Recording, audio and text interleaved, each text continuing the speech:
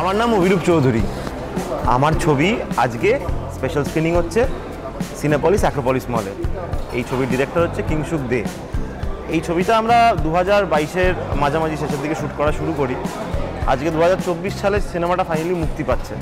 তো আমরা যেরকম পরীক্ষা দেওয়ার পর মাধ্যমিক বা উচ্চ মাধ্যমিক দেওয়ার পর যেরকম এক্সাইটেড হয়ে থাকি বা যেরকম টেনশনে থাকি যে ফলাফল কী আসতে চলেছে, তো আজকে আমার সেই পরীক্ষার রেজাল্ট বেরোনোর দিন।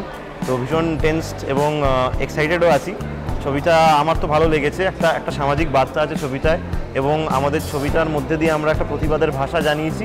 তাই আমি এক্সপেক্ট করব সবাই একটু হলে এসে দেখুন। আর আমরা যারা নতুন কাজ করছি, যারা কাজ করার চেষ্টা করি বা অভিনয় ভালোবাসি, তাদেরকে একটু এইভাবে সাপোর্ট করুন। হলে এসে আপনাদের ফিডব্যাক জানান, আপনাদের ছবিটা কেমন লাগলো, ভালো লাগলে ভালো, খারাপ লাগলে খারাপ, কেন খারাপ জানান। এসে হলে দেখুন ছবিটা।